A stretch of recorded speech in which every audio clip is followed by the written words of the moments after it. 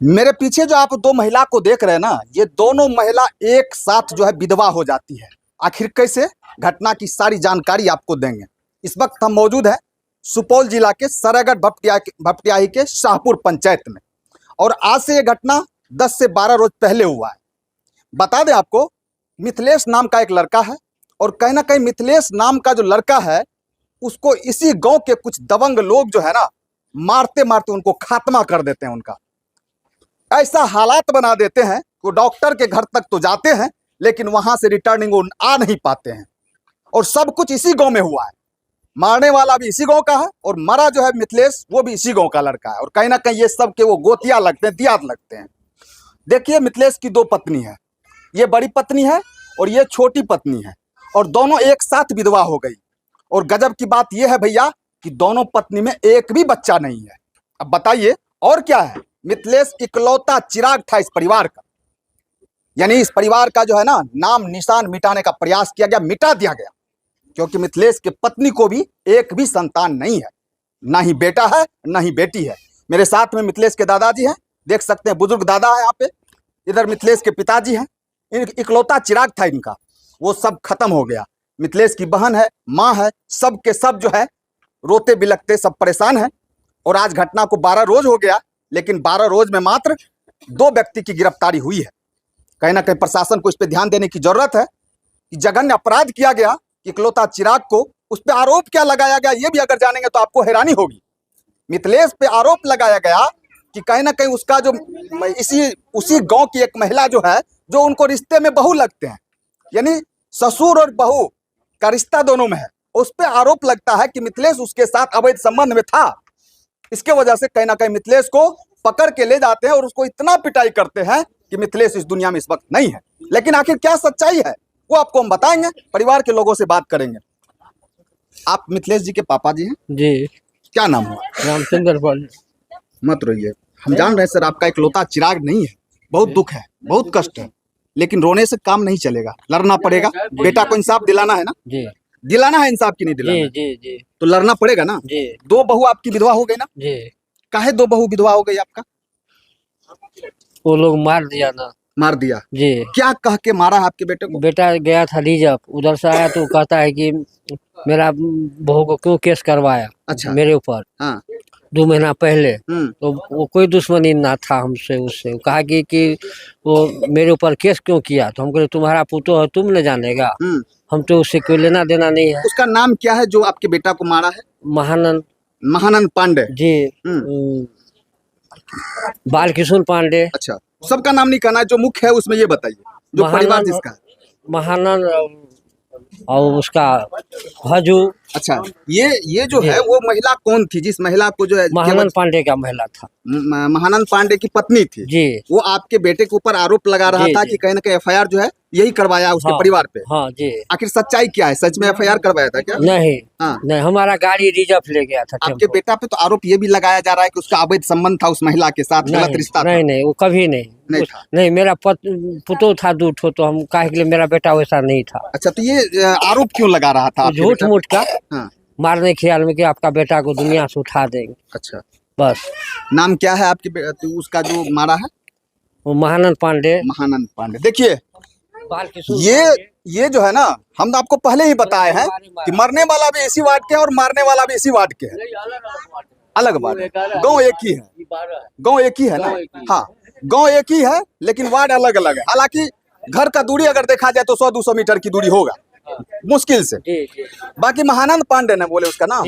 महानंद पांडे जो है, उनकी बहू कहीं ना कहीं आज से 4 माह 5 माह पहले अपने सास ससुर पति के ऊपर जो है एफआईआर दर्ज करवाती है कि मेरे पति सही तरीके से नहीं रखते हैं, हमें मारपीट करते हैं, और वो एफआईआर जाके थाना में करवाती है। लेकिन वही चीज जो है ना मिथिलेश के लिए भारी पड़ जाता है, क्योंकि मिथिलेश का गाड़ी जो है रिजर्व करके वो ले जाती है।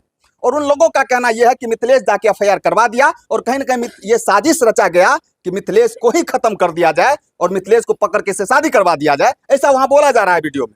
लेकिन वहां पे पकड़ के कहीं ना कहीं रोड पर से मिथिलेश को ले जाया जाता है और उसको इतना पिटाई किया जाता है। बीच बिचाव करने के लिए मुखिया जी को आना पड़ता है। सतीश पांडे इस पंचायत के मुखिया जी हैं, और सतीश पांडे भी आए हैं तो भी उसके सामने पिटाई उसका हुआ है। बाकी हम और इनसे बात करेंगे। ये पत्नी है, बड़ी पत्नी है, ये छोटी पत्नी है। क्या नाम है आपका? नीतू कुमारी।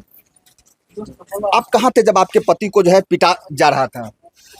हमको पढ़ाई कर रहे थे। अच्छा। उनके बाद हम सुपौल बिहार पुलिस होमगार्ड में फॉर्म भरे थे। हाँ। और उससे पहले हम 10 रोज आए थे घर। उस घटना से पहले 10 रोज आए थे घर। तो घर आए थे चावल और पैसा वैसा लेने के लिए, तो गरीब थे हम उस रोज जो घटना हुआ था। अच्छा, क्यों आपके पति को मार दिया गया? आप दोनों जो है कहीं ना कहीं एक साथ विधवा हो गई है। उनका पता नहीं क्यों मारा गया। हम लोग तो गया था रिजर्व में, लेकिन हम लोग को बोला, हम यहाँ से फोन कर रहे तो बोला कहाँ पे है, तो बोला सिमराही में आ रहे हैं घर। तो हम बोले ठीक है आइए। फिर फोन किया तो बोला क्या आ रहे हैं, तब तक उनका मोबाइल स्विच ऑफ हो गया।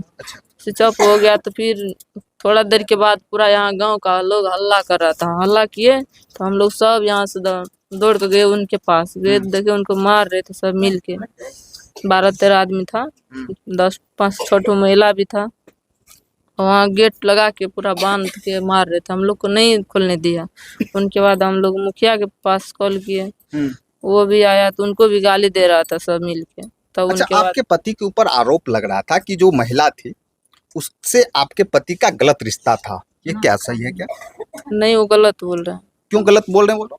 उन लोगों को गलत बोल रहे हैं। पहले जो उन लोगों में परिवार में लड़ा हुआ था, तो ये जो जा रहे थे रिजर्व में, कहीं गाड़ी लेके जा रहे थे मार्केट, तो उसी की गाड़ी पे बैठ के वो गई उसका महिला। तो वो गई केस करने के लिए, तो उसी रोज से इसको दुश्मनी हो गया। बोल रहा है यही केस करवाए हम, इसी वजह से उनको मारा गया। अच्छा, अंतिम बार आपके पति जब जा रहे थे तो कुछ क्या बात हुई थी आपको पति से? उस रोज जा रहे थे तो हमको बोला कि हम जा रहे हैं रिजर्व में। उसका बगले में घर है सुभाष पांडे का। बोला कि हम जा रहे हैं उसका रिजर्व में। तो हम बोले ठीक है जाइए। कल बोले कब आइएगा, तो बोला कि चले आएंगे 8-9 बजे रात को। अच्छा, आप मिथिलेश जी की छोटी पत्नी है। कितना दिन पहले आपकी शादी हुई? 10 महीना पहले। मात्र 10 माह पहले। अच्छा, आप क्या नाम बोले थे अपना?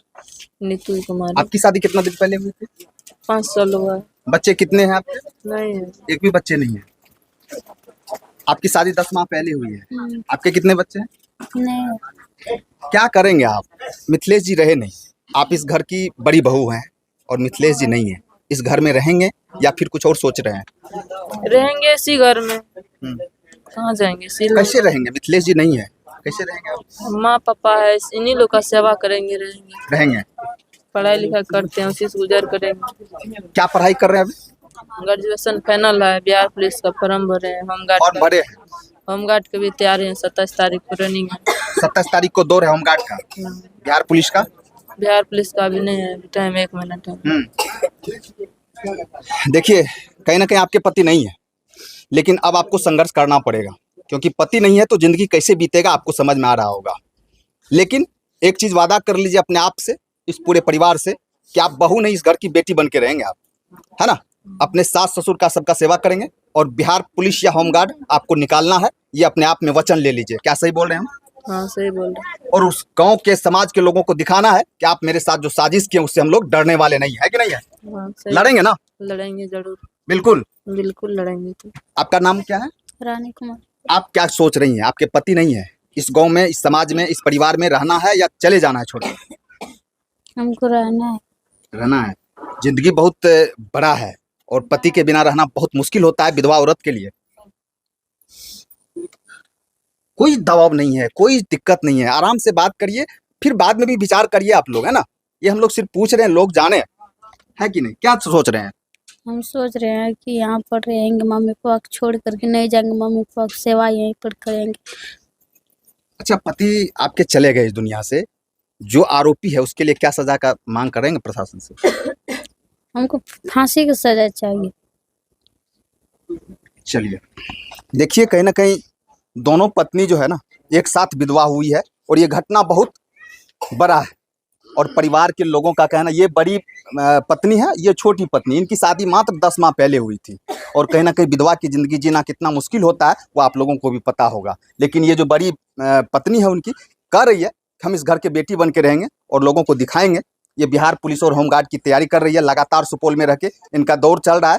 और 25 तारीख को इनका जो है रनिंग भी है, दौड़ भी है। आप लोग भी दुआ करिएगा ताकि मिथिलेश जी की परिवार जो है ना, ये जो 27 तारीख को इनका दौड़ है होमगार्ड का, आप लोग भी दुआ करिएगा कि मिथिलेश जी तो नहीं बचे, लेकिन उनकी पत्नी जो है ना जॉब में चले जाए, ताकि इस परिवार का जो है ना कुछ भरण पोषण के लिए एक रास्ता बन जाए। बाकी इकलौता चिराग था इसका, इकलौता पोता था इनका। ये माँ है, हम माँ से क्या बात करें, जो अब हम जानते हैं बात करेंगे ये रोने लगेगी। क्या नाम है आपका? रिंकी कुमारी। क्या? रिंकी कुमारी। रिंकी कुमारी। अकेला भाई था आपका मिथिलेश? हाँ, अकेले भाई था। कहाँ थे आप जिस दिन जो है मिथिलेश के साथ गलत किया गया, मारा गया उसको? घरे पे थे हम। घर पे थे। हाँ। क्या मांग करना चाहेंगे प्रशासन से आप अपने इकलौते भाई के लिए? अब तो भाई रहे नहीं, क्या कहेंगे? सबको फांसी की सजा चाहिए। फांसी की सजा होना चाहिए। हाँ। 2 बहन है आप? 2 बहन 1 भाई थे। एक बहन किधर है? आप हैं? थोड़ा सा देखिए, ये मिथिलेश जी की बड़ी बहन है, ये छोटी बहन है, और बहन को कहीं ना कहीं भाई से बहुत आशा होता है, वो भी इकलौता भाई था।